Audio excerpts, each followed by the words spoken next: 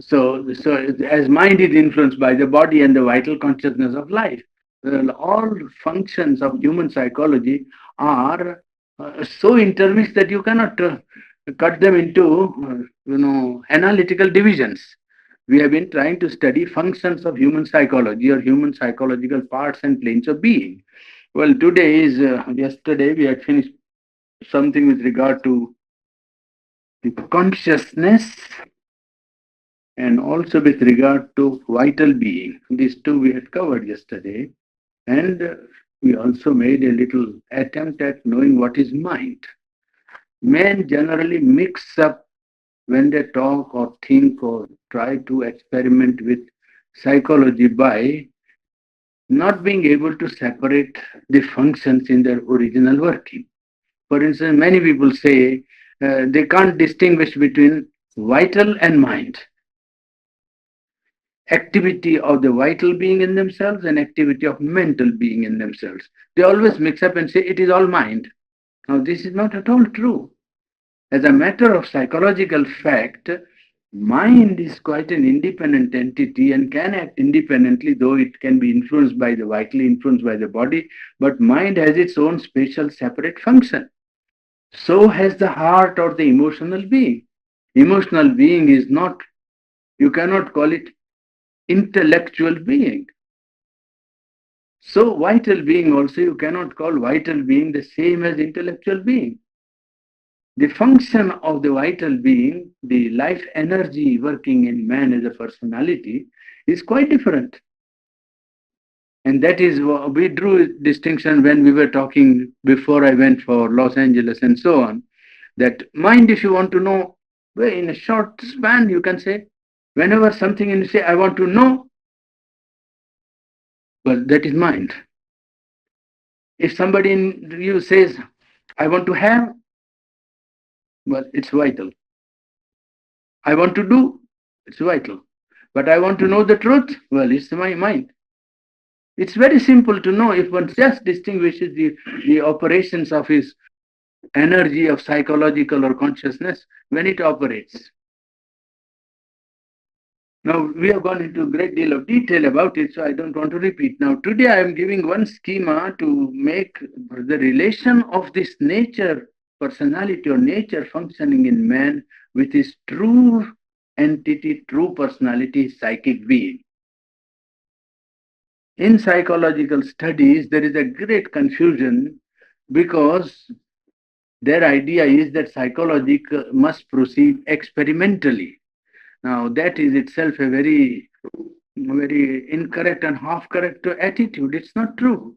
You can't experiment in psychology in the same way as you can experiment with physics or chemistry. It is not possible because the subject matter is not the same. And yet they insist, and therefore they can't arrive at a psychological entity, the true soul personality. For that, they have to make a detour roundabout and then say there is a collective unconscious, and from the collective unconscious, you go into depth psychology. In the depth psychology, there is a psych.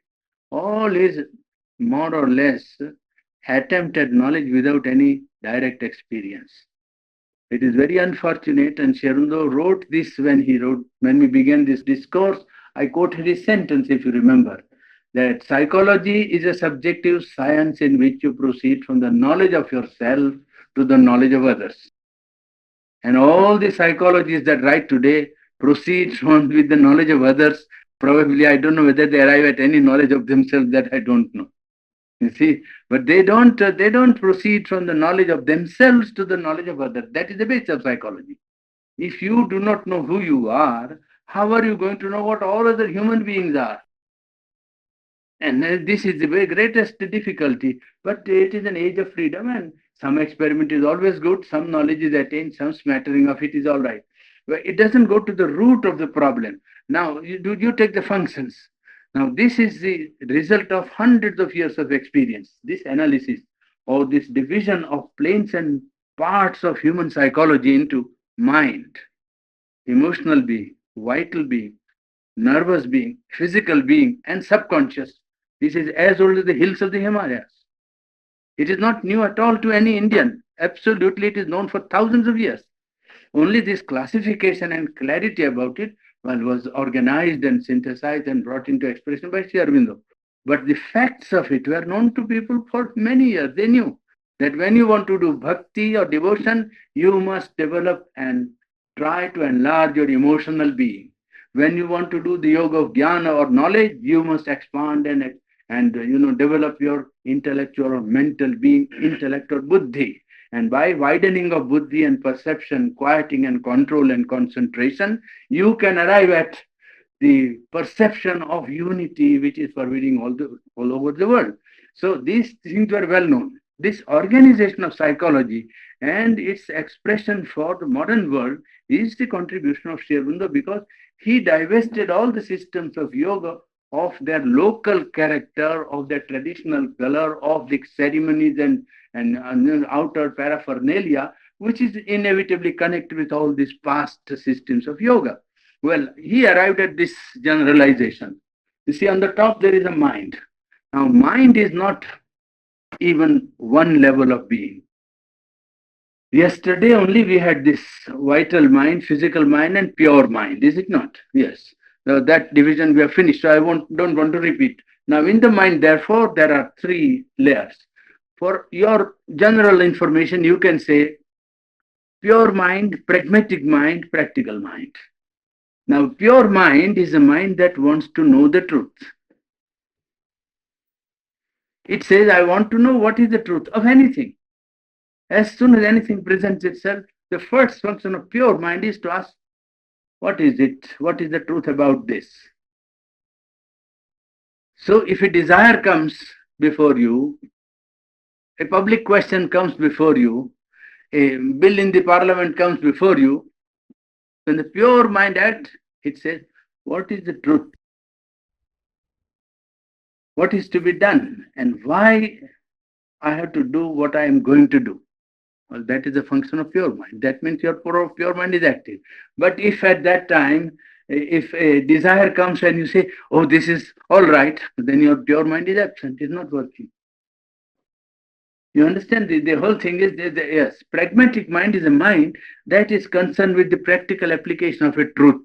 So if you say, yes, to be honest is very good, but then you say, but in the practical situation, when I'm in business world, you see, I have to. Oh yes, that is not pure mind; it is pragmatic mind, trying to compromise with the surrounding. You see, trying to make a sort of a compromise. This is a pragmatic mind that tries to look at how truth will be applied and the limitations of application of pure truth to life. Practical mind is mind that is swayed by physical surrounding and admits only the physical as the real. It only is not concerned with any truth or application of truth. It's only concerned with, well, some details of life. It has nothing to do with anything of the truth at all. Now, another function, another division which we had done was different: vital mind and physical mind and pure mind. Well, now this mind. Today we are taking up the subject of mind for the time being. Afterwards, we'll come to this again. This is a current conception in modern times all over the world, not only in America and Europe, but all over the world, that by mind, operating on the data that is given to it, man will be able to solve his problem. If any problem is given, the general idea is that mind will be able to tackle this problem. Now, this is partly true, that mind does tackle the problem, only it doesn't solve it. It tackles the problem because it tries to tackle, but doesn't solve the problem. And this is not perceived because people think that no, we are tackling the problem, we are tackling, next step we'll tackle, next step we'll tackle. But that is the law of the mind. That is the functioning of the way of the mind. What is mind? And there Sri Aurobindo gave a very wonderful, fine definition. He said that mind is ignorance seeking for knowledge. Mind is ignorance seeking for knowledge. So it cannot possess knowledge inherently by its own right. No, it is not that. That is not given to it by nature. It is ignorance seeking for knowledge. So when mind is ignorance seeking for knowledge, when it arrives at some further step, the area of the known to the mind when it increases, at each point the area of the unknown also touches it. You see, you will see it as a very simple illustration if I give additional here. This is supposing here is the mind working, and mind knows this arc. Now mind says, I will enlarge my area. When it has enlarged area, here at this area, at every point, the unknown or the unknowable is touching. When mind has known this much, this is known.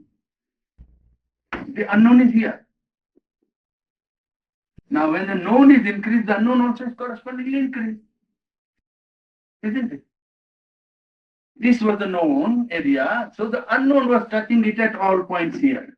Now the known is increased. This is now the known. You see, you take it off. So this is now the known. Well, the unknown is touching at all the points. Isn't it? This is simple, very, very ordinary too. It's like mathematics. You see, because formally one did not know. For instance, people said that, oh, now the cure of dysentery is not known. All right. Now cure of dysentery is found.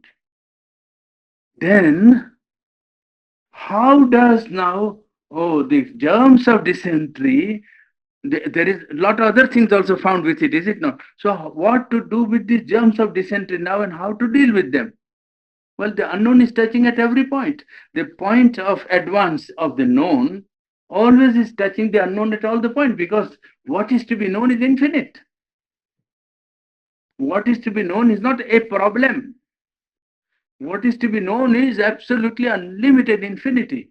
How is mind going to tackle this infinity?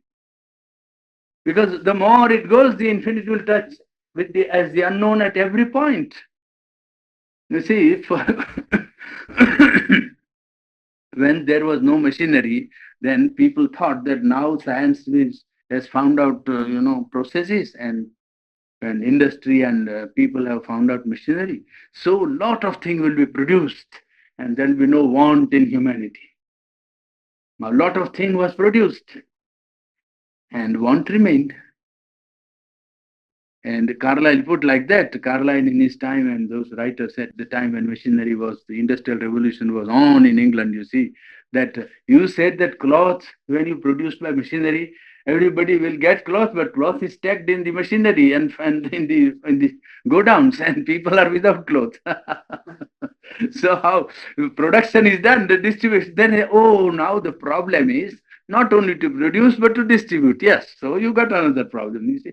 Then he said, yes, production and distribution is all right, but now the industrial people say that why should one man become rich at the expense of others? Oh, so there is labor and capital. You see, not only production and distribution, this was not there before. The known is increased, the unknown is coming at every point. Do you understand? This is inevitable. You can't help. This is the structure of the mind. What is mind, as I told you? It is ignorance seeking for knowledge. And what is to be known is infinite. Mind has no power to tackle the infinite.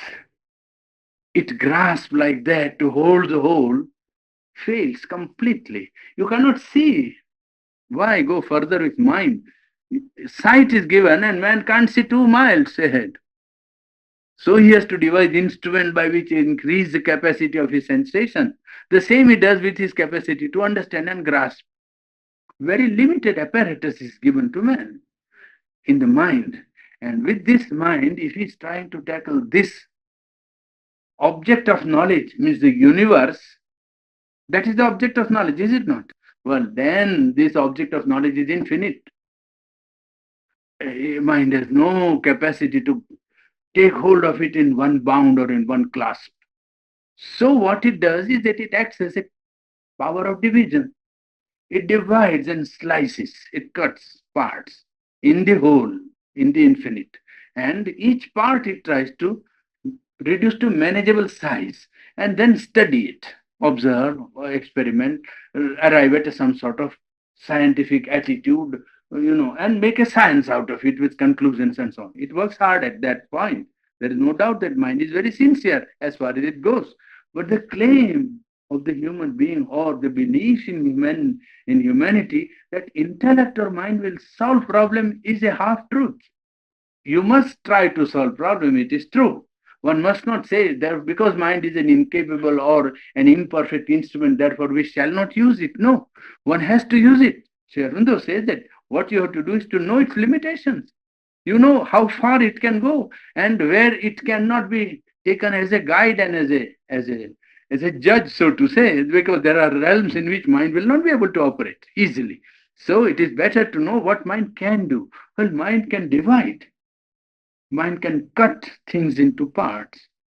Mind can observe, watch, experiment, compare, contrast, arrive at conclusions, apply what knowledge it has attained to life, and either invent, create new things. Well, mind can do many operations, but all that it does will amount to a representation of truth, not truth itself. Not the truth itself, but a construction of truth. Mind says, I know. What does it know? Its own analysis of the object, its own sensation of the object, its own, judgment. When it says, I know matter, what does it mean to say? I know my own analysis of matter, not matter. I know my own generalizations of matter, not matter. It knows its own construction. It makes a structure in the intellect and says a generalization, a principle. This is so. That is what it knows, not what is happening there. This generalization is based on what it observes outside, certainly. But the knowledge that is constructed here has a not a relation of truth to its expression. No, it's a representation of truth, a construction of truth. See, it is like a symbol. It is like a symbol. What happening is there is X. The knowledge in the mind is something Y. You see, and there is a relation between this X and Y, but the X and Y is not necessarily identical or equivalent. No. This is to be understood and clearly, well driven home before we fully understand the functioning of the mind. Because mind is a capacity, mind is a function or power of the consciousness to divide, to specialize, to analyze, then to cut into parts and deal each part as if that was a whole. This is what the mind always does. Take the whole into bits or parts and then deal each part as if it was a whole. And there it arrives at some understanding, some practical dealing with what it analyzes, but it doesn't arrive at the knowledge of the thing that it only arrives at a construction of it as a representation, symbolic way of putting. In mathematics, you say x plus y, but it represents something else. It's a symbol. It's not the thing. It's not knowledge. It is expression of knowledge in symbols. I give you one instance, for instance, how reality or truth and the expression of it in mind or intellectual way in which it is put are not the same. It is only a construction, a representation, and a symbol. If you have a map of New York, even when a very correct map of New York, it is not New York. So, yes, now when you are very exact and very conscientious, you can make it to scale even. And you can say, this is very correct. This is New York. It is a symbol of New York, not New York itself. And with that, if you go to New York, you might lose your way. Because if you don't know how to read and how to apply it, well, actual New York might so overcome you that you might lose your way. Knowing having a good map with you. So that intellectual expression is only a representation of the reality as mind has perceived it and expressed it in ideas and language. That is all that mind can do. More than that, to expect from mind is to expect it to do the impossible. Therefore, mind is not the faculty which will radically solve the problem. It will always try to attempt to solve the problem because it is its business. It is its nature to try to go forward with the details and say, I will solve, I will solve. But every time it tries to solve, what it does is to increase the area of the little area of the known, with the result that unknown also is equally increased. So that mind always, when it tries to solve or actually solves a problem, the general result is that it creates 1, 2, 5, 10 or 20 problems more. That's all. It is all right. One problem is solved, but then there is another, and there is. It says now I will tackle that now, but it is an unending. It is like Sisyphus being tempted, tempted, tempted, but it never arrives at the root. Root problem of man, therefore, is this very division of the mind. That is the problem. That is itself, mind itself is an instrument of division, and it is the cure lies in curing this division. The power of division of the mind has to be changed into a power of unity. And when mind even arrives at knowledge, it arrives always by uh, taking many facts and arriving at unity. Even in the mind, when it first divides the object of knowledge, it takes the whole universe and cuts matter, and then matter is studied. When it has studied matter, it takes facts of life, facts of matter, and makes a law. That is making again unity, so that when it arrives at effective knowledge, even limited knowledge which is effective, it is always by attaining a unity. It arrives and tries to arrive at a harmony and unity on its own basis of division. And so far as it succeeds, it attains power. Whatever knowledge it has becomes power, because naturally it's a knowledge of the unity. Well, this mind, we have tried to just see some functioning of the mind is, as I put to you, ignorant seeking of knowledge. And it's not a faculty which possesses knowledge in its own inherent right. It's a faculty which seeks knowledge and expresses the knowledge as much as it can when it gains it. When it begins that which it does not know and tries to know, and which never knows except in a glass darkly. It's a reflective mirror which receives presentations or images of pre existent truths and pre existent facts. What does it know when it comes to know? It doesn't create anything new. It knows what was there. When somebody said that the sun goes around the earth and earth, it was corrected by saying, no, the earth goes around the sun. Nothing new was done. If a truth was pre-existent and mind only came to know about it, that's all. It has created nothing. When you say, oh, now we are trying to study the constitution of organic compound. But the constitution already exists. When you discover it, it is there already. It is not as if mind is something. Well, Columbus discovered America, but he did not create America. America was there before Columbus discovered it, is it not? Well, the same way, whatever truth is discovered in chemistry or physics is already pre-existent there. It is not as if mind created something which didn't exist. It's not possible for mind to do that at all. Mind cannot do it. You cannot. It was there already, therefore you took advantage of it and said, it is there. And you showed it. And even then, when you show it, it is not as you show it, perhaps. You discovered a side of it, an aspect of it, a portion of it, a limited, view of it, and you put it to you, because it is not creation of anything new. This is one thing to be noted with regard to the capacities of mind. It can conceive with precision divisions and treat divisions as if they were real. Each division it treats as if it was real. And therefore, it arrives at a very detailed knowledge about the things that it divides. It can also conceive a synthetic whole and total, put parts together and construct a whole, and try to make up a constructed synthesis or a whole. But the ultimate unity and absolute infinity are to mind abstract notions. Mind cannot. You say ultimate reality, mind says no. It is a reality which my thought or Conception represents.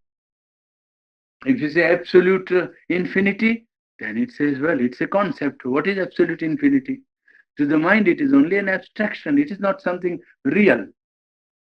Mind is an instrument of analysis and synthesis, but not of essential knowledge. Its function is to cut something from the whole unknown and call this delimitation the whole. And it knows the separate objects and as a part of the whole.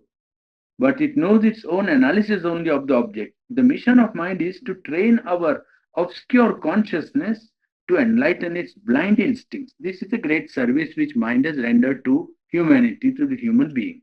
That when mind came on the scene, before the mind was there, there was the working of impulses, blind instincts, superstitions, false ideas, half truths, which people uncivilized believe to be the final truth. When mind dawned on the scene of human evolution, then mind corrected all the mistakes of the impulsive life of man, instinctive life of man, of the superstitious life of man, and it organized, well, and trained the human being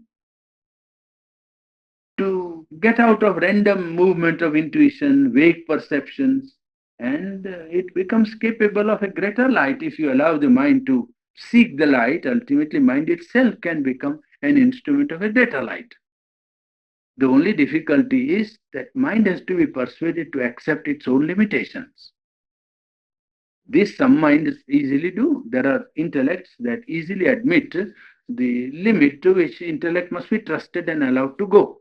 More than that, they would themselves say mind is not capable of. It's not an instrument which can go further.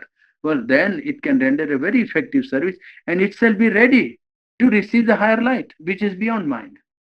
It is to train the mind to understand its own limitation, that this aspect of limitation of mind is given. It is not to say that reason has not rendered great service to man and cultural progress of even humanity.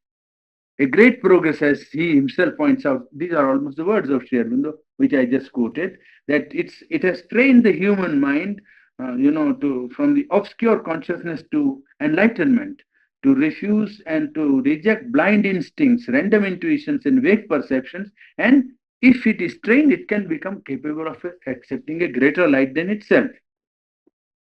Therefore, the thing to be remembered is that mind is a passage to something beyond mind. This is an important, corollary. That mind is not a place of rest.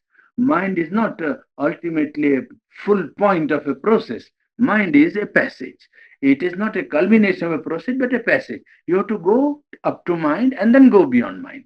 This is one important conclusion which we must remember, that mind is only a temporary stage or a passage through which the human consciousness has to pass to a greater light beyond mind. Mind is why mind is so limited? Because mind is embedded in matter. Mind has to work in a material medium. Mind is limited by the inconscious inertia and unconsciousness of matter.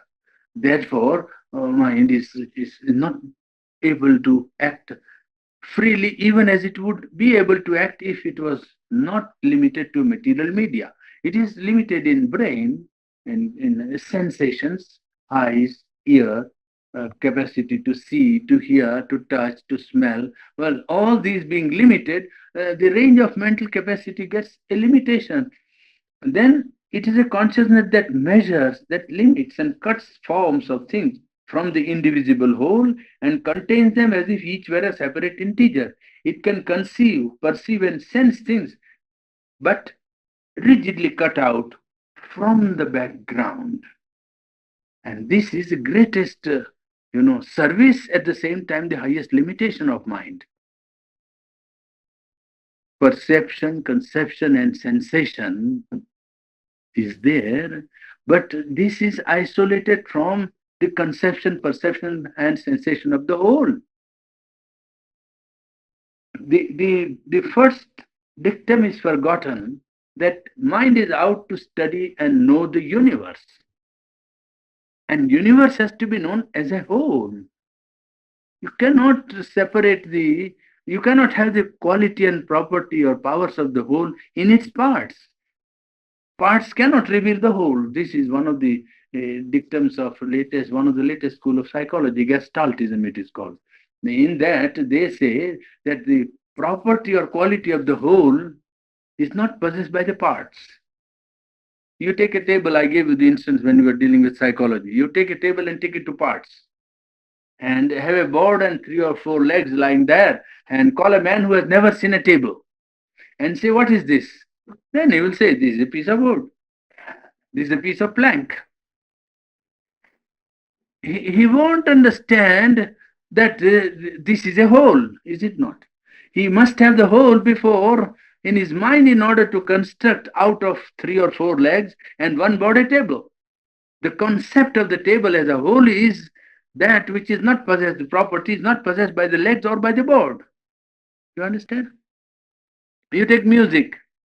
Now, each note when it is sung, or each line or each note when it comes out, is replete with the power of the whole. If you isolate this do, re, ma, fa, sol, sa and sing it, it won't have that effect, is it not?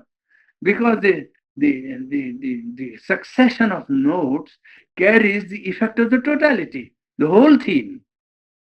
Each note is charged with the whole theme. The whole is in each. Therefore, you enjoy the music as it comes. And what you notice is, of course, particular succession of notes. What you really enjoy really is the delight of the whole, the harmony of the total. And harmony of the total, though it is not expressed in sound, yet every succession of note or every bar that you hear carries the whole the vibration of the whole naturally. It is not the notes only, certainly not. Well, if the theme is of a certain vibration, the every note of the theme also carries the impression of the vibration of the whole. It is not isolated, it will not be able to produce the same effect. Well, the quality of the whole is not always shared by the quality of the parts. And that is what happens to all mental knowledge. That mind is not, it cuts, this universe is living, it's pulsating, it is conscious. But when it is cut into parts, mind takes it as if it was dead, inert, unconscious. Naturally, you see, you have lost the one most important item of the knowledge, that you are dealing with a living universe. Well, that is gone. When mind has taken up the problem, the very fundamental aspect of the cosmos is forgotten, that it is a living universe. One universe. You have cut it into parts.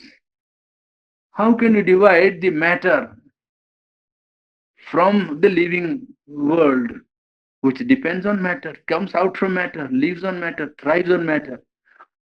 Out of that plethora of living, whole living energy of universal expression, mind comes into being. All is one. Mind depends on life. Mental consciousness involved in man depends on life. Life depends on matter. All is one, indivisible. And yet, when mind takes up the problem, the universe becomes inert. You see how much immediately is lost when the problem in its totality is regarded as if it was to be known by dividing it into infinitesimal, innumerable parts. That is what the intellectual operation does with all. It is a good thing because we have come out from the primitive stage of the barbarians of African tribes, perhaps, or the Red Indians here, and have organized ourselves, have put some discipline into our instinctive life, try to understand ourselves and try to create values, moral values, intellectual values, idealistic values. And so we have arrived at some point of progress, some point of culture. But to say that we will be able to take mind to the highest possible fulfillment of man is to expect too much from mind and intellect. You see, intellect yet can render a great service by accepting its limitation and opening to something greater than itself. If intellect can be persuaded to accept that it is a passage, that it's a temporary stage, and a greater stage or a higher stage beyond mind is also possible, if that could be given to mind, which it can be. If mind is sincere, it could immediately accept it. It is only when the mind is overweening and very full of pride for itself, and then very egoistic, you see, and doesn't want to admit a greater reality than itself, then only it limits the progress of man's knowledge towards a greater light than mind. And there is a fear also in man's mind that if I give up mind, how do I know that I will get something by which my problem will be solved? This is another danger and difficulty.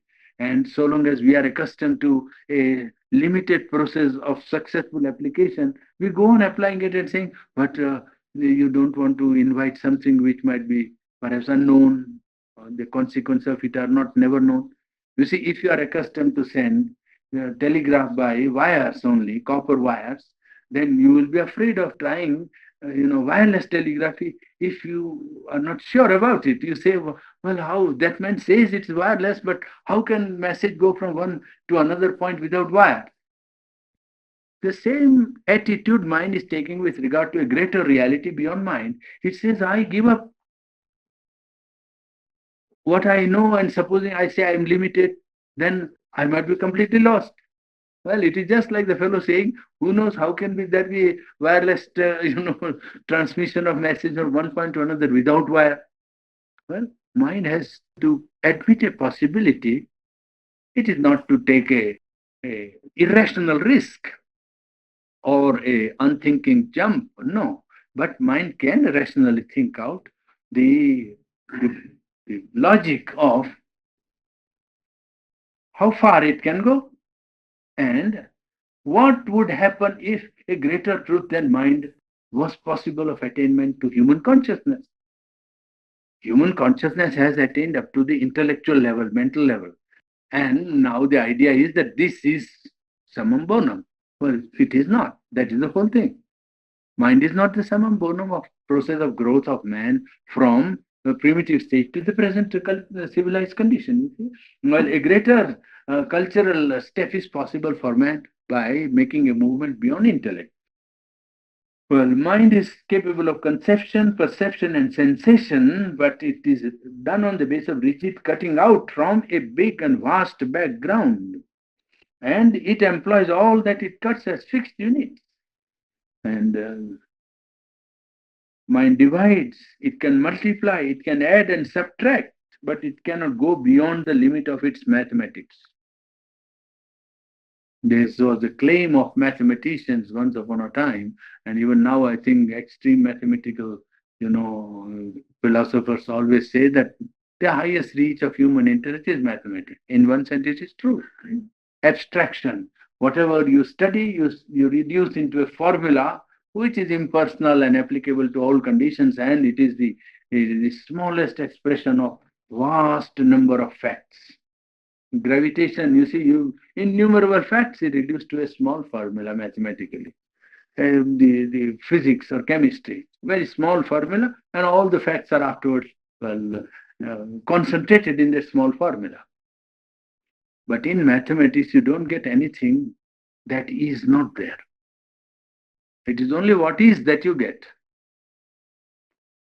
What happens, what is, what you observe. It is not as if it was something which was new. No, it is not. It can't create. It's like a mill. I told my friend who was great advocate of mathematics. It's like a mill. So you put in one end something, at the other end a formula comes out. That's all. You put all, then on the other end the mill grinds and grinds. On the other end you get a formula, but you don't get anything more than what you put in. You get in at the other end just what you put in, and he will say exactly as you put in, nothing more. Only its form is now a tabloid form or a small equation or a formula.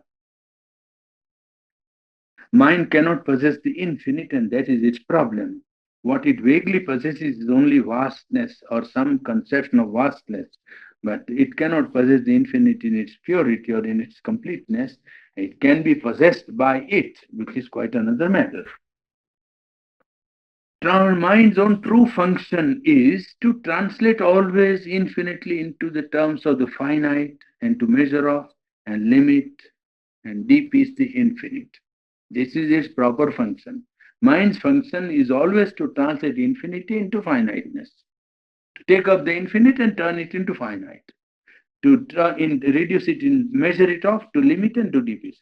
It does not actually, without the sense of, it does this process of taking the infinity and reducing it to finite terms without knowing the infinite.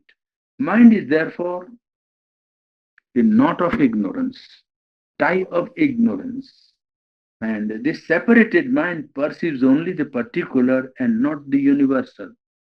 And it does not perceive the particular and the universal as phenomenon of the infinite. Now, that was one aspect of the psychological function that we wanted to tackle this evening.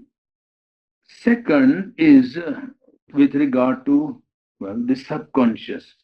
But before I come to the subconscious, now I want to make the schema a little more clear to ourselves. First, we dealt with the vital all right on one of our evening talks. This vital is centered on the navel. You see, that is the center of the vital. This is the emotional center. This is the vital center. This is the physical center at the end of the spinal column. And head or mind is divided into its three activities: the higher, the middle, and the lower mind. Now, all these are only instruments: mind and vital and the physical or body. These are instrumental operations or instrumental, nature. The true entity or the true divine being in man is the psychic being, the soul, as you like to call it. You see, the psychic being. And it is really the psychic being which is the true personality behind the egoistic, mental, vital, or physical personality of man. Man thinks that his personality is a great asset. It is. But his personality of nature, his nature personality, the intellectual or mental personality, emotional personality or vital personality, is a creature of nature, a surface play of a deeper being. And the deeper being in man is his soul, the psychic being or the soul entity in him. And it is the soul which really, well, from behind, tries to govern mind, tries to govern his emotional being, govern his vital being, and govern his physical being. It is the representative of the higher consciousness in lower nature. Here you will see that this psychic being, which I represented there, has the capacity to open directly to the truth, which is above. It can open directly to the truth. Here is a region of truth beyond mind, a region of higher consciousness, if you like to call it for the sake of, giving it a name. Mind can open here by making an opening and accepting the truth. But the psychic has a direct approach all the time. The true soul entity in man is always open to the higher light beyond the attained range of evolution. In our evolutionary process, we have arrived at a stage where you can say that this is the universe as it is at present. In this universe, you can say mind is at the top. All this circumference of this is mind. Now, here is another potential universe. This is the actual universe, or you can say the attained process of evolution or universe as it actually exists. But there is a potential universe trying to contact and manifest itself here. So, if a quantity is established between the two, then the potential universe can penetrate here into this attained universe, if you like, attained cosmos, and the potential cosmos can add to the progress, the greatness, or the growth of that which is actual. That is what now is the problem of man: how to allow the potential universe to influence governs this universe which is actual. In this process, the psychic being in man, his soul personality, his soul entity, has to play a very definite part. In this process, the psychic being in man, his soul personality, his soul entity, has to play a very definite part. Man is the representative of a spark of a divine consciousness. There is no man who doesn't hold in him the divine spark. The problem is how to govern his mind, his emotional being, his vital being, his desired soul, his intellectual being by this soul entity that is in him. If one can activate the soul entity in oneself, it would be able to first control the egoistic mental personality, the vital personality, and its subjection to impulses and desires and ambition and greed and selfishness and ego and all the limitations of human consciousness, and bring about a harmony because that is in contact with the higher truth. It is directly capable of bringing the light, harmony, and consciousness of the higher truth into mind, into emotional being, into the vital being. You understand? That is how it succeeds in creating first a control, in bringing about a control, and afterwards in creating a transformation of nature, human nature, into expression of the divine spark that is in man. Or that might be one way out of the present difficulty of man. Because man's difficulty, as we put on one of our talks, is not social problem, not economic problem, not political problem, but man is a problem. Problem is not social, educational, economic, or political. Problem is man. Man is the problem. And we have to tackle man. Man has to change. The idea that we will be able to change or man will be changed by constitution, by an institution, by social legislation or political constitution, by law is a chimera. It is a half truth. It has never worked and it will never work because the problem is not social. It cannot be tackled from outside. It has to be tackled from inside at one stage. Problem is man and his present constitution. And is it possible for man to change? It is. Because in him is embodied a divine spark. There is no man without the divine spark in him. This is axiomatic almost, just like a point in geometry. The mathematician may talk anything, but they never seen a point. They say they built up all their geometry without knowing what is a point. That's it. That is just how you build up anything because on that you build. That is reality. It is on that your whole thing stands. On that you build a bridge now. Without seeing a point, you build a bridge, all right. Yes. So it is because you or X or Y, Z does not perceive. It doesn't mean it doesn't exist. It is on that assumption you proceed. Then you find it. Then you'll find it. This is not like science that even if without knowing a point you can build geometry. No. This is a point when you discover, you know that it is not a point. It is not a point. It is far, far more than a point. You see, that is the answer to it is in the life divine. You see, we are going through it, that it is the identity of this point with the cosmos and the identity of the cosmos with the transcendent. And this point is a representative of the transcendent light. It is not an insignificant or infinitesimal, point at all. It's a point which holds in it the whole substance of the infinite. This point embodies the whole of the infinite, potentiality of the totality of the world, the universe. That is why Sri Aurobindo called man or calls man in his great epic. He is a what is he? He is a residue and a he is a he is a fragment and a residue. Man is called a fragment and a residue. He is a fragment of a total whole, which he doesn't know yet. But that fragment represents that whole. The fragment here is a fragment of the divinity. And he is the residue of a process. in which all the elements of perfection are embodied. It's not a residue in which the fulfillment of man, any element of it is lacking. All the elements are present for him to make up the whole and to create the whole process of perfection and fulfillment in his life. Well, that is the function of the psychic being in man.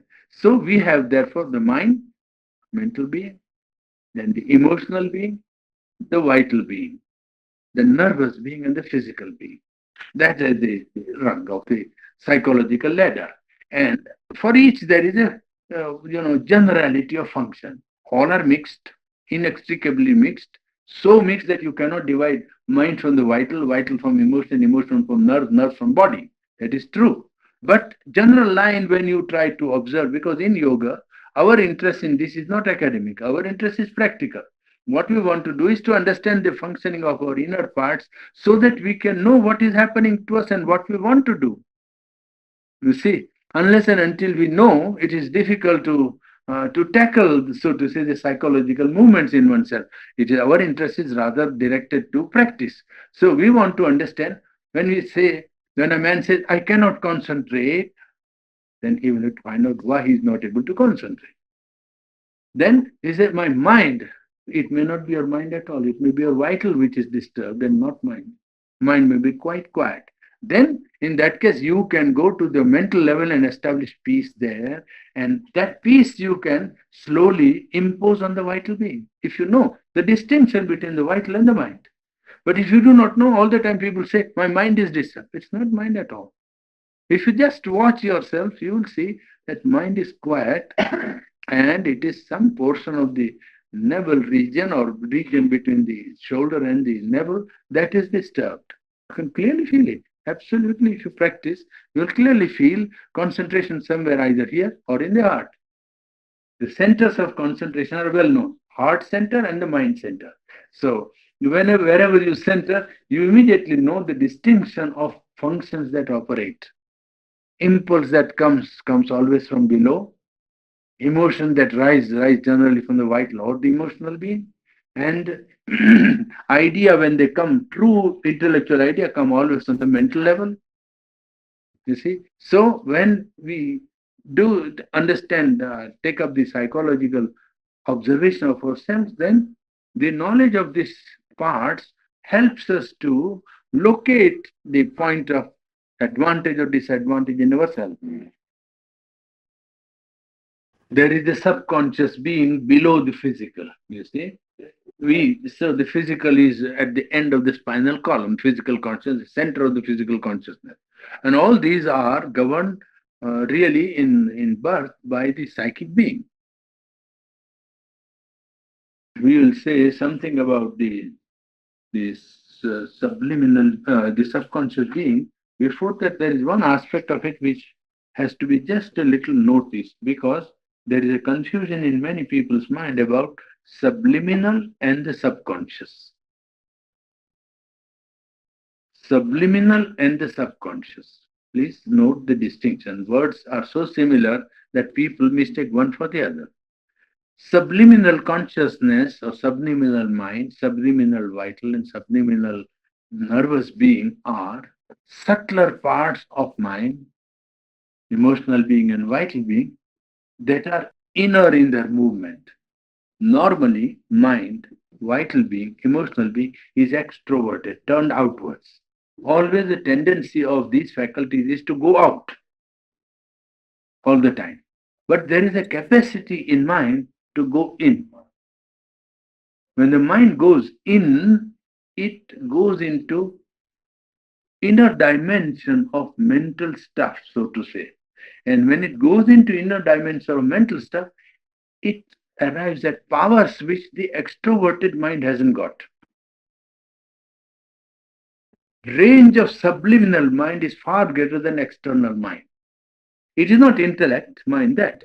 It is because intellect is the rational mind turned outwards. These powers of the subliminal consciousness are not possessed by the waking consciousness of man, which is in 99.9 cases turned outwards. Mind Emotional being, vital being are generally turned outward. They go out like that.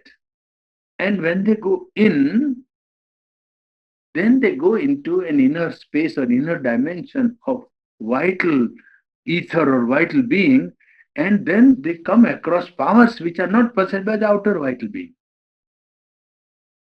Subconscious is not of the same type. Subconscious is below, it is lower. Subliminal is behind the veil.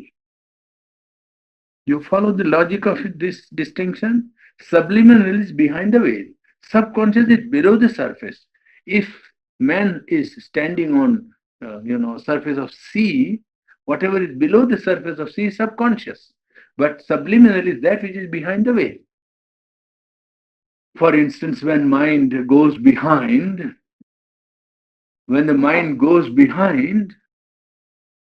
in the inner mental being, it has a range of knowing somebody's mind. You see? Without any communication from outside. Now, this power is in the subliminal mind. Or when the vital goes inside, it is able to, clairvoyance and clairaudience, understand and hear what somebody is saying somewhere else, thousands of miles away. These are powers of the subliminal. Occult powers which are possessed by man's inner subtle body or subtle being. They are the subliminal powers. And the range of the subliminal is far wider than the range of either the vital or the mental being. I give the instance of one or two instances which I know. I mean, that mathematicians, when they have to calculate, they sit down and have to either devise a machine or do the work themselves, isn't it? There is a case of several people whom I know who have this subliminal capacity of, getting the mathematical result without doing anything. So you put this question, in 1 minute the answer is there. It is only to go behind and look at the answer and give it out. That's all. Nothing. And this was done in England, not in India only. It was done before mathematical associations. I mean, the towering mathematician sitting and asking, yes, a figure of about 40 numbers, you see. And you ask a square root, cube root, or something, or some abstruse question of mathematics, you ask, immediately there is a reply. Hardly takes 2 minutes. Now, this is not working out. This is not mind or intellect at all. They themselves have to understand this is not intellect. It can't be done mentally. It is a process of the subliminal power operating in the individual and a communication of the subliminal to the external. That is true. There are people, for instance, who read blindfold. You apply wheat flour, duff to the eye, and then he reads. And reads to a medical association, not reads to Tom, Dick, and Harry. He reads and shows that eye is not confined to this only. It can see when there is an obstruction. And one striking instance was a cyclist who went blindfold on a cycle in Paris. Absolutely blindfold. Closed eye on a cycle in Paris and through the traffic. That is what I am subliminal power of the vital. The vital being knows what is obstruction, where to do, what to do, and guides him, and he accepts the guidance. If he believes his outer mind, he will fall at the first stripe. That is the explanation that the subliminal vital and subliminal mind have a range of power absolutely beyond the range of our senses. Yes, but I mean, why? Obviously, we all don't do this. Well, that because we don't use it. I mean, you see, if you touch the cow, she shakes her skin. If a primitive man will do that because he has retained, we have lost that. That's all. Atrophy. We have not used the power. We are not, don't care. And scientists who tell you don't believe in it, they will say, even go to the extent of saying, don't be foolish. Because they don't like to believe what they don't know. That's all. They would say, oh, what nonsense. They have been telling, in spite of, thousands of cases of telepathy. They have been studying now. These have been studying now for the last 50 years, not 1 or 2 days. And any number of instances are gathered in book, evidence has been given, witnesses have been given by most respectable person, and you go to the ordinary scientist, oh, it's a all grandmother story. That's all.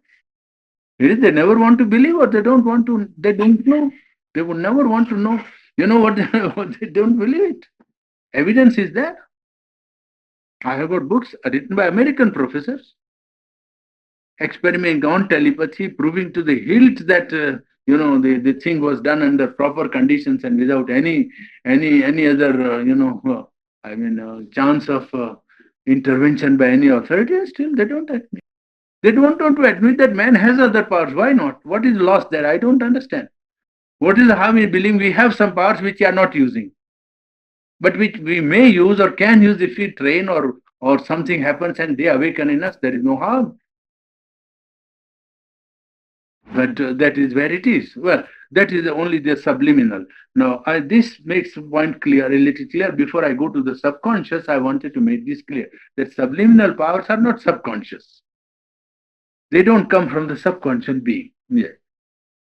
There is an inner as well as an outer consciousness all through our being and upon all its levels, means physical level, vital level, intellectual level, emotional level.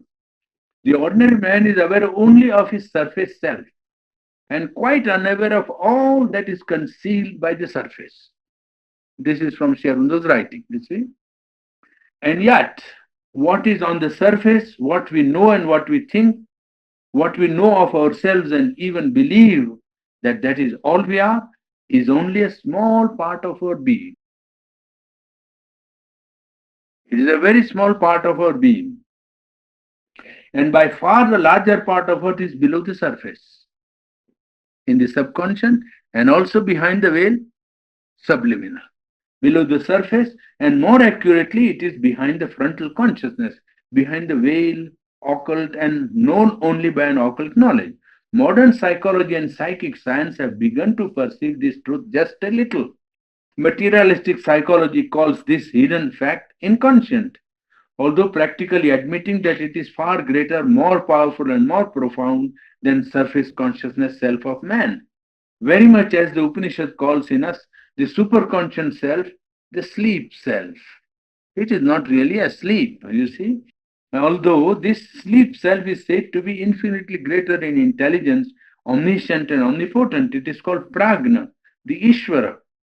The psychic science calls this hidden consciousness subliminal self.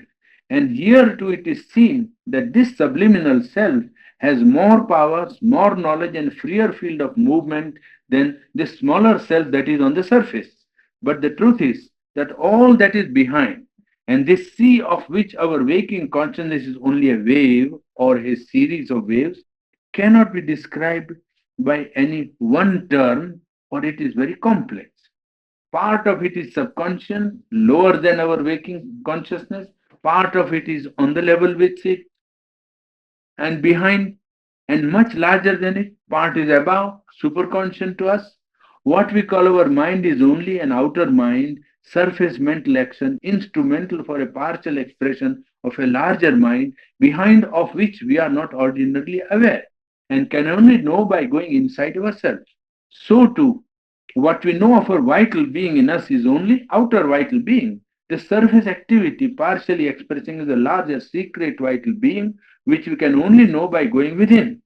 Equally, what we call our physical being is only a visible projection of a greater and subtler invisible physical consciousness, which is much more complex, much more aware, and much wider in its receptivity, and much more open and plastic and free. That gives us some idea of the levels of consciousness which are not normally known to men.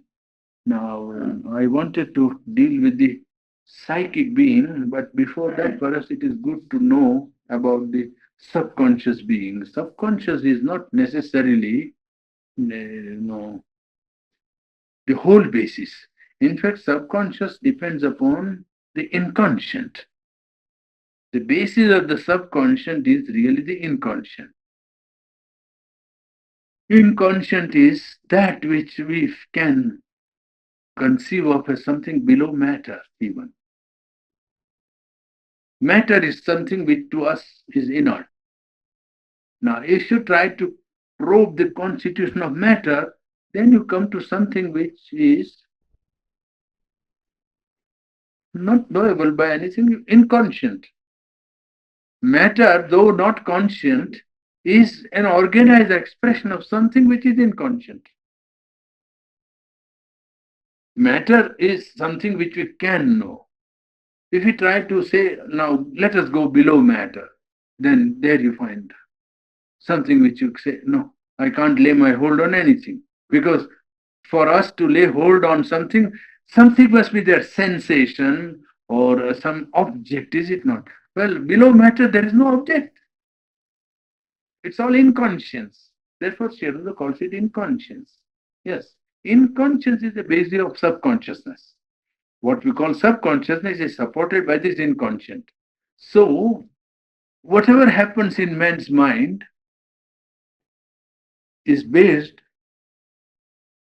on his brain, then it has again gone down, vital, goes down to the nervous being, then to the matter, to bodily vibration, below bodily vibration.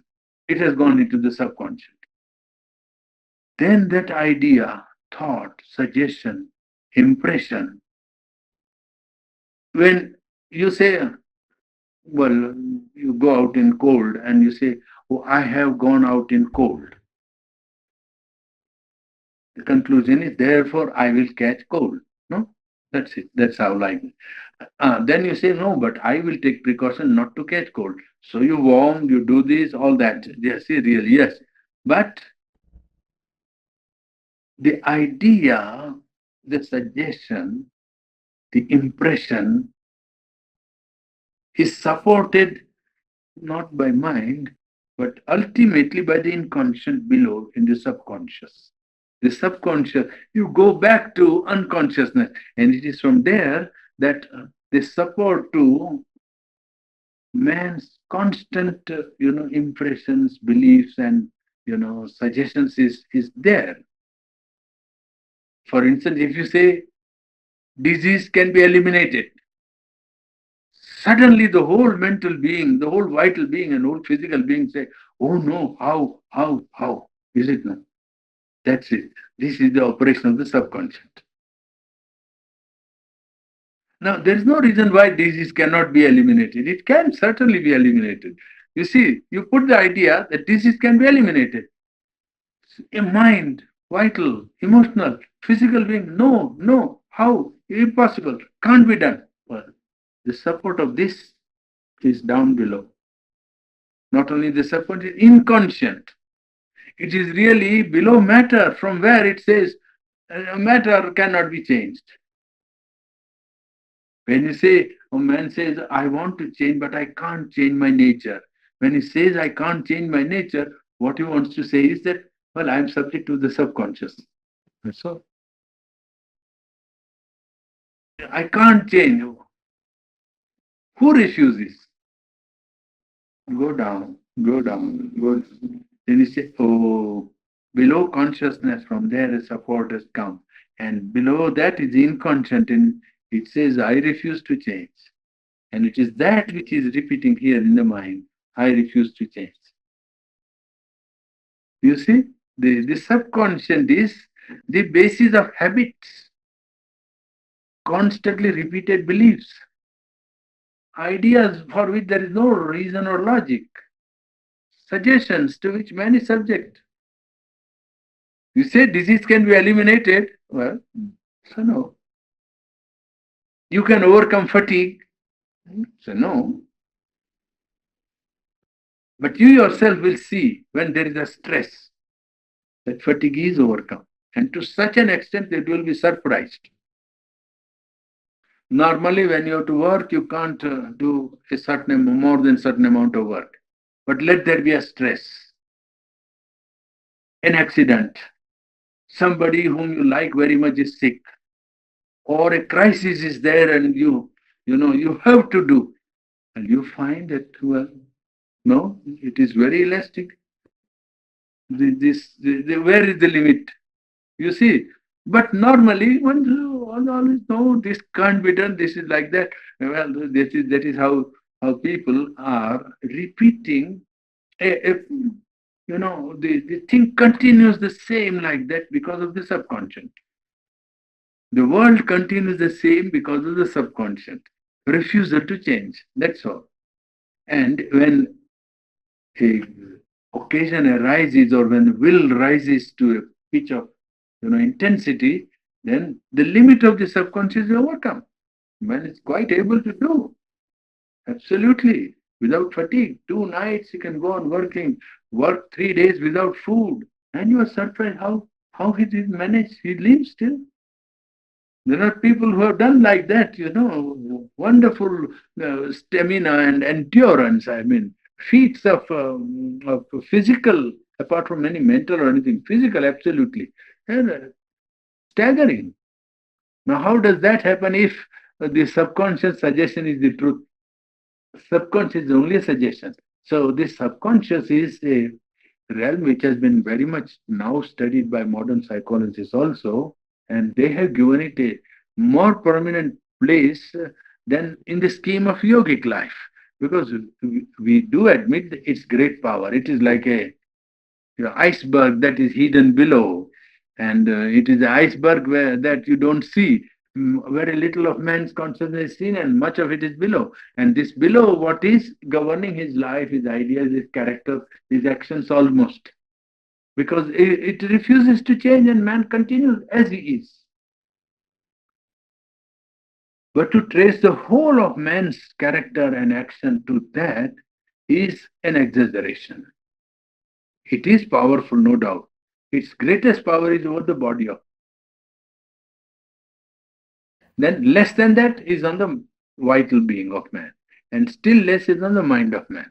But still on the mind of man, the subconscious can have a very great hold, as it had on the primitive man's mind. You see that certain thing only can be done, other things cannot be done. Even mind can be governed, but when mind has become free, then the subconscious is not able to govern it to the extent that it is able to govern the body. Bodily consciousness being more near material, matter and its inertia, well, the body easily admits the suggestion of the subconscious. The subconscious in our yoga, we mean that quite submerged part of our being in which there is no wakingly conscious or coherent thought.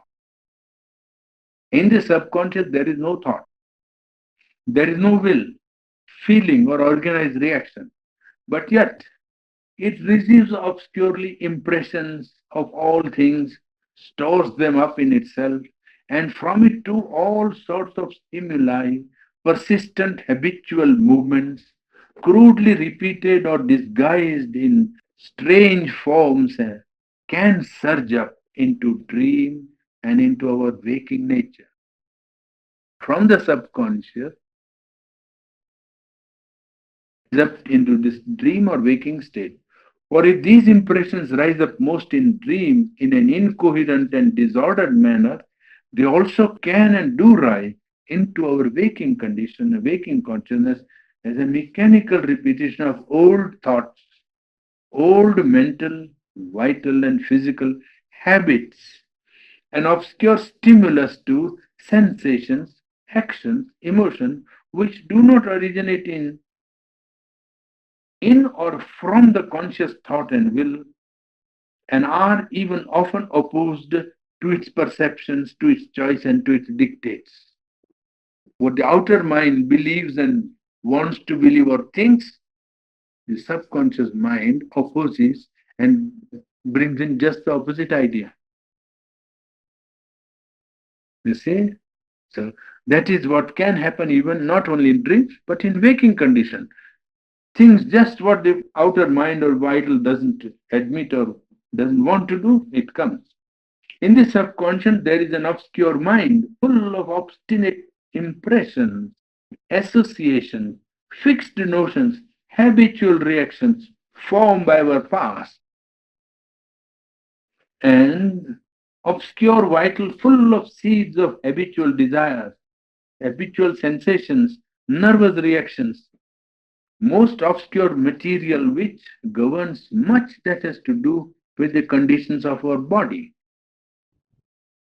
comes from the subconscious.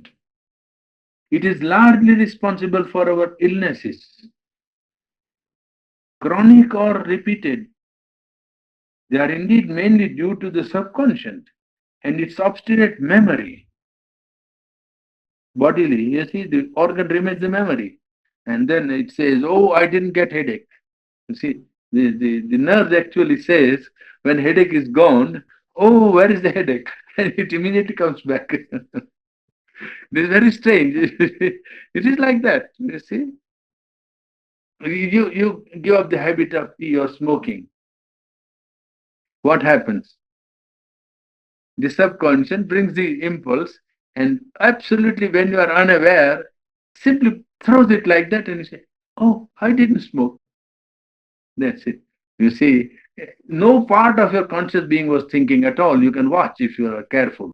No part is thinking, and suddenly at one point it bursts out and, "Oh, I didn't smoke." And if you say, "Oh, it is not good," I think it might have some reaction. Immediately there will be a reaction also in the nerves or in the vital being or somewhere, and you will feel uneasiness in the headache or nervous system or something, and you'll say, "Oh, it is because of that. So if I smoke, this will go." Well, it is that is the play of the subconscious. That's all. It's nothing else. You only to persist, and you will see that it's a play of the subconscious. There is no truth in it at all. But people actually are governed in their conduct by this. Actually, there is no theory about it. Says it must impress upon the body consciousness, obstinate memory and the habit of repetition of whatever has impressed itself upon the body consciousness. But this subconscious must be clearly distinguished from the subliminal parts of our being, such as the inner and subtler physical consciousness, inner vital and inner mental consciousness. For they are not at all obscure and incoherent or inorganized, but only veiled from our surface consciousness. Our surface constantly receiving something, inner touches and communications and influences from these sources, but it doesn't know, for the most part, from whence they come. When a poet or an artist or an occultist or a clairvoyant suddenly knows, if he is trained, he knows from where it is coming.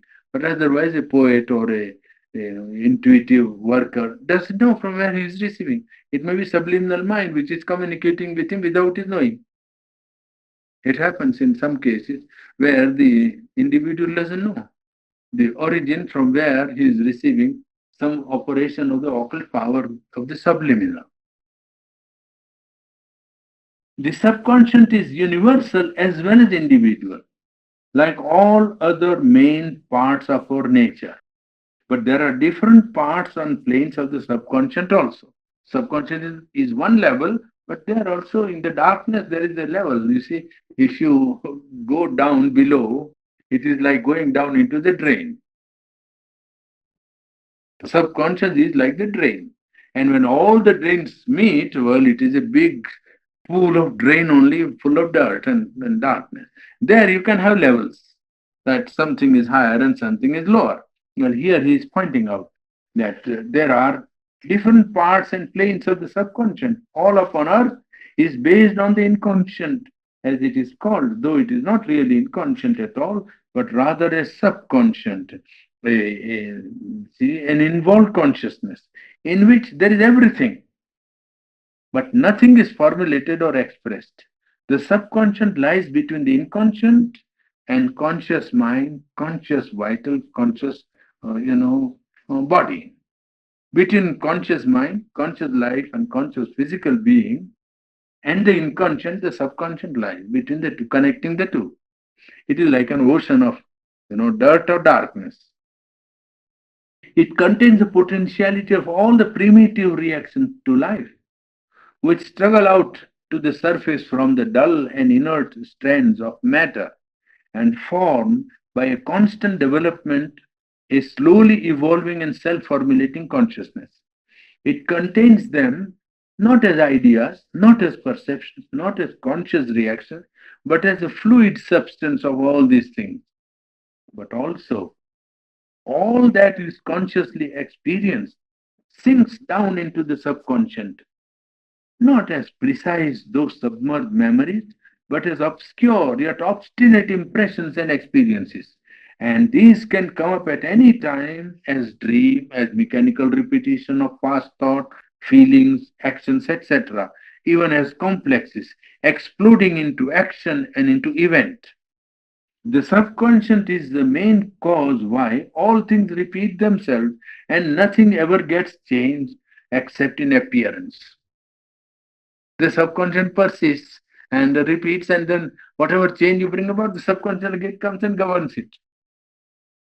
All the changes in appearance. It is the cause why people say that character cannot be changed. The cause also of constant return of things one hoped to have conquered or got rid of forever. One thinks one has got rid of the thing, but comes back again and again. Anger or an impression, you say, now I have conquered. Well, then suddenly you find it has come from where? It was hiding in the subconscious. The impression was lying there, waiting for an opportunity. As soon as it got the opportunity, it has come up from the depth of the subconscious. All seeds are there, and all impressions of mind, vital, and body are stored there. It is the main support of death and disease, and the last fortress which appears to be impregnable of the ignorance. If ignorance is to be conquered, well, the subconscious has to be made conscious. There is no other way.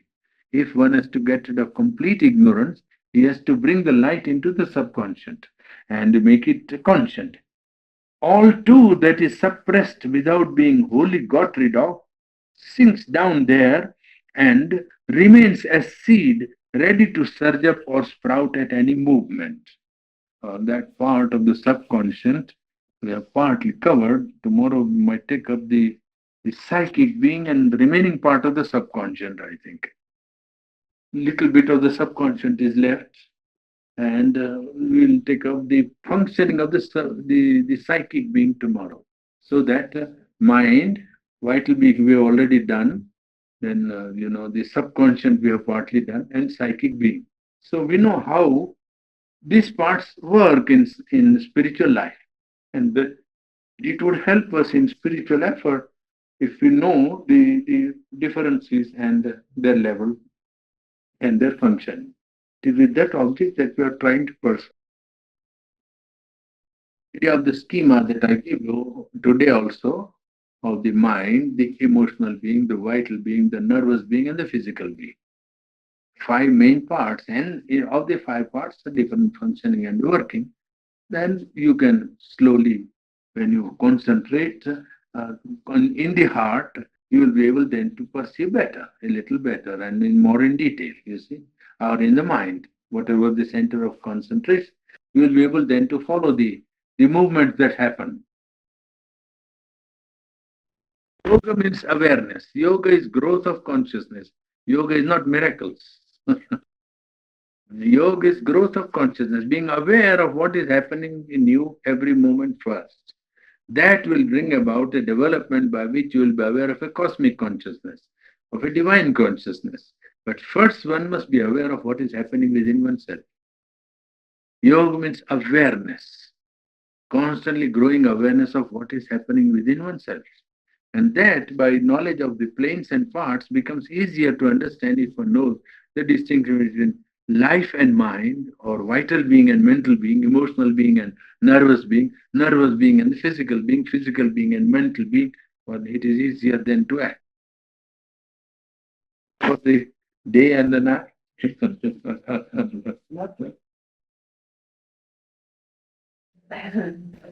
That is bring the light into the subconscious. Is the way to bring the light into the subconscious through meditation, or are there also other ways? You see, the subconscious you can tackle very late in sadhana, not early, directly. But one can tackle subconscious when it expresses in mind or in life or in emotion. There you can tackle because it comes to the surface. It is like dirt that can rise from below, but when it comes, you can clear it where it comes. To change the place where the ocean of darkness or obstruction is working, that would be long process.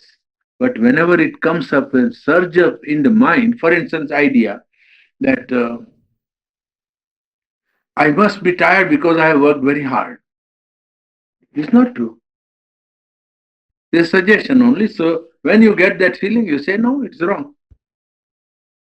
Now, in the saying wrong also, you must not go to the other extreme because your body has accepted the suggestion. Now, what happens is your mind is rejecting. But your body has for many years accepted the suggestion that if I work hard, I must be tired. Isn't it? Now, your mind has known that this is from the subconscious. So, mind says, no. Immediately, you should not put the whole of it into operation because your body also is in the bargain. And it has its own subconscious movement and acceptance of it. So if you force the body with this mental idea, it might react again more. So what you have to do is to first put the mental idea clear in your mind and make it firm there and put it on the vital first. If the vital accepts the life force, then vital can influence the body more easily than mind. Mind does influence also, but mind's influence is about 20-25%. Vital influence is 70-75%. Because vital says no, then the body will be obliged to accept the no more easily. Then you can say, all right, give the body a chance and say, all right, you are tired. Well, for this time I give you, but next time I am going to work hard. And you will see that body then begins to respond, not by a violent overcoming of its subconscious suggestion, but by a slow persuasion and the action of mental will and vital will. And if you can take the support of your psychic being, then it can be still more effective in rejecting the suggestion of the subconscious. That is how one has to work. Now, in established habits, people are addicted to tobacco eating, or snuff, or drink, or smoke. Well, this is all samskar, all impression of the subconscious. It has no power except from the subconscious. So the body and the nervous system are to be tackled, that's all. But 90% of tackling is in the mind because mind admits all the subconscious movement. Oh, I can't do without smoke, or I can't do without drink, or I can't do without tobacco. Well, then naturally one can't do because the mind admits the impossibility. Then how can any other part do? It is with the mind that you begin to drive out your disease. You see, there's a funny thing that happened. When I was in Bombay, one of my friends was anxious and she said that you better get your heart examined. I was working naturally, always as usual, hard and so on. So he said, no, now you must get your heart. I said, why? No, no, I want. All right. We went to a doctor. So he called in his doctor and then doctor asked me, what is the matter? I said, yeah, that is for you to find out. I am the subject. I am the patient, is it not? I am like a watch. Now the watch, whether you have to find out whether the watch is working or not. He asked me, what happens? I said, no, that is for you to tell me what is the matter with my heart. So he said, no, you must tell me because our whole allopathic science depends upon symptoms, patient's report, is it not? Patient's report. So I said, no, I have a heart and you have to examine it like a watch. Whether the pumping is going on all right or not, you tell me.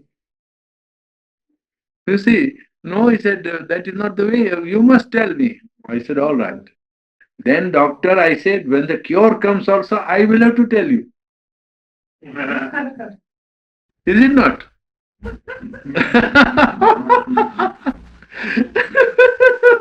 when one day morning you come, then I say, no, doctor, I am all right. So it is.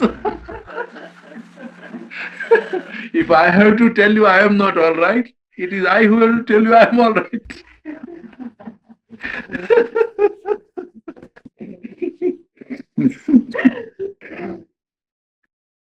It is subjective, you see, that's it. That's how you cure, you see, that's how you cure yourself. You say, I am all right, and then You see this impartially, you observe the symptoms in the body also and say how far the body is subject to the subconscious. You cannot neglect the body and override it and steamroller it. That's not possible because body is obstinate that way. But body also can be very pliant because body in one sense is very faithful to the psychic. You see, it is easily influenced by impression of the subconscious, but it has no desires. As we see read yesterday, body knows its needs. Body knows what it requires. The man does not allow body to act independently of his desires. Therefore, body is ruled by, oh, I must have a headache. The body has no headache. Man will put the headache from his mind into his body. It's like that. So, body can be very pliant and very obedient instrument if it is allowed to act. But if you override its normal functioning and its fixed impressions of subconscious, then it can revolt because the subconscious will work in it. You must eliminate the subconscious of the body, then body can become very pliant and very plastic instrument. Very plastic. The limits of bodily plasticity are very wide, very wide.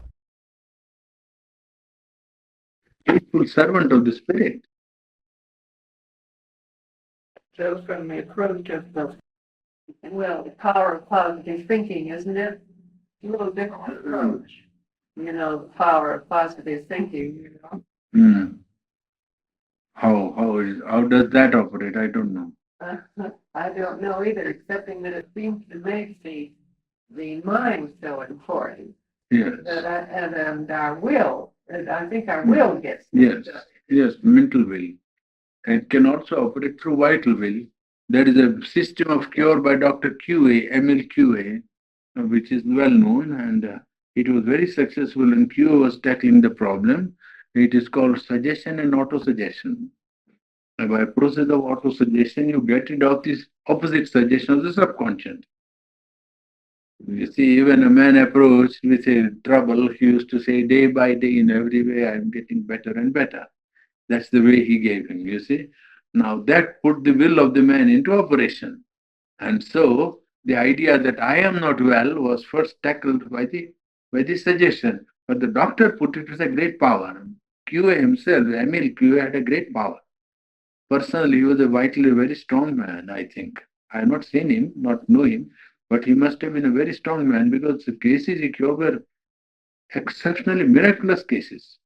I mean, people walking with, rheumatic pain, unable to bend down, well, used to kneel and go cured walking. People who came in carriages, with nervous trouble, and even one or two cases of paralysis, a real remarkable cure. I mean, they went back walking home. I know of two cases myself where this was done by mantric power, sciatica cure, you see. A man came to my friend in a carriage and was not able to walk, you see, sciatic pain. So my friend was an allopathic doctor in Ahmedabad, and he said that in our allopathic science there is no cure for this. But he had heard that one man in a particular part of Ahmedabad cures this by, occult treatment. So he gave me the address because he had taken the address. He said, go to this man and try him because we have no medicine. What's the use of your suffering? If you get cured, so far so good. And if you get cured, come and report to me, he said. So this man went to him. He was a carpenter. That man was a carpenter, but he was doing this because some yogi had given him, sadhu had given him this power and said that if you repeat this, well, the sciatic pain will go. So he didn't charge any money for that. That's the rule. That if you charge money, the power will go. So no money. It is free charge. He said you have to feed some poor people with so much food, and the dogs you have to put some food to the dogs in the street, and that's all right. There are dogs in the streets in India. Anyway. So, well, he went and he was three-fourths cured at the first contact. He simply passed his hand like that and said him, you go home. He went home, 75% cured. He called him after 2 or 3 days, he was completely cured. And he walked back to my doctor friend and said, "Well, doctor, I'm all right." So my doctor friend got interested and said, "Well, I want to know." He went to that fellow and said, "What did you do?" He said, "I have nothing. I have only a mantra which given my sadhu has given, a yogi has given, my guru, and I use it and it works." So he said, "Does it require to believe in the mantra?" He said, "No, no. It is like any formula. It works. It works." So even if you don't believe, it will work. So he said, "Then can I take it?" He said, "Yes, you can take it." So he took the formula according to the rule. That is science. Just it is like camera taking a snap. Then there are conditions. You can't say you give me unconditionally a picture. Camera condition is that there must be a black, this, that, and so on, and then you can take a picture. Otherwise, you can't take a picture. If you are a scientist, you take a picture in the open, then scientists will say, no, it can't be done. There are conditions. So for this mantra also, there are conditions. On a particular day, they have to go to a particular place and there only sit down at night, at midnight, and this and that, and everything has to be done properly. Well, it was done, and my friend was able to cure sciatica afterwards. He was able to cure afterwards. The same on fire walking, take place of fire walking, walking on flames of fire. Another doctor friend who was chief of the medical service in Baroda state, he didn't believe it. So he went with all picric acid and all bandages. Well, the whole fire pit was prepared for officials of the state to walk upon. 15 feet by 3. 15 long by 3 feet wide, fire was lighted in the compound of the palace of Baroda by the Maharaja. And this man, Atashi, Professor Atashi from Burma came and he said that, well, I'll make everybody walk on fire. So Dr. Suman did not believe in it. He said, it's all nonsense, Pankam. What nonsense? Everybody is burned. And he told His Highness, please don't go. Let others go before. And he came with all bandages and pirkic acid to treat for burns and so on. This Atashi said, well, sir, you what? You want to walk? Or you don't want to walk? He said, no, I want to walk. But I want to see others walk before me. I said, all right. So he made the others walk before him. Then he said, yes, nothing seems to happen. So he examined everyone. Was there water? Was there this? All kinds of examinations. He found nothing was there. It was all right. Then he told him, sir, do you want to go with your socks or without socks? He was so now he thought that if the socks were there, he would get the real bath. He said, whether you go with sock or without sock, you won't get hurt. And now I give you, he gave him a garland of paper, paper flowers, paper flowers. And he said, now this will be burnt. You will not be hurt. You take in your hand.